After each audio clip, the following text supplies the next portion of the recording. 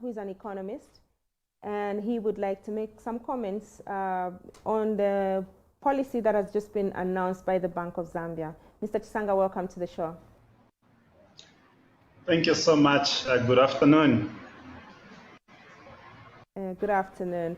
Yeah, of course, you had mentioned last in an interview earlier with one of our journalists, where you said that you prefer that if the monetary policy rate was maintained at 8.5%, and we see now that there's an adjustment towards 9%. Yes. What is your comment?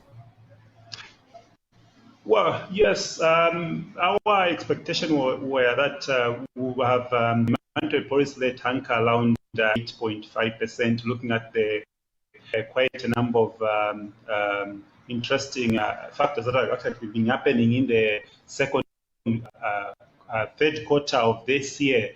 Top of the line, we've seen that the inflation is actually doing very well, and also some few other fundamental issues like the government securities and few other factors of the economy. So, again, also we mentioned in the monetary policy rate, we are going to see quite a number of challenging factors on the liquidity as well as credit side of supply, which is actually a very key matter in this case. Yes. So, you can go on. Sorry, I cut you short there, so I just said that you could go ahead. Okay, yes. The increase in the monetary policy rate, of course, announced by the Bank of Zambia today, will make some related costs, going up in terms of financing some of the projects, and also it's extremely difficult for the SNK actually to grow when there is an increase in the supply of money or supply of credit, and also observe that they have actually worked out basically in the hope of trying to stabilize financial market system. Which also it's a very understood point, but again, also we should also look at how can we, when we are targeting just inflation, and also we're not targeting also the other aspect of growing the economy when the fundamentals are speaking the right direction. As I mentioned, we want to see some relatively negative effects on the side of financing some business projects, and also we may also have a difficult situation to do with the importation process. We have different perspective as well. As we are seeing it to be in a different matter. We may have also the inflation not anchoring against the expectation that they are trying to see, So that also becomes a very difficult situation. But by and large, what I would say is that the MPR has actually come to anchor within the expansion budget for 2021. But to 2022, which actually, in any case, we have noticed how the economy is growing, in line with how we should be able to see it, working out with the MPR. Because obviously, when we look at the main target that has been there, they have been fighting inflation. They have also been, trying to make the budget line in pair with the MPC expectations, of which actually translate into the other announcement which have actually been happening today. And also they have also looked at the component to do with the decline in interbank performance, which is also quite a key concern issue. But of course, the implication, as I've mentioned, it's a issue to do with supply of credit on the market, which is going to be affected. What is driving the negativity, though, in the banking sector? Did you allude to? Well, we have seen that the appetite in terms of, or rather, maybe I can just put it to say that there has been a level of default in terms of non-performing loans, which has actually remained constantly for some time now.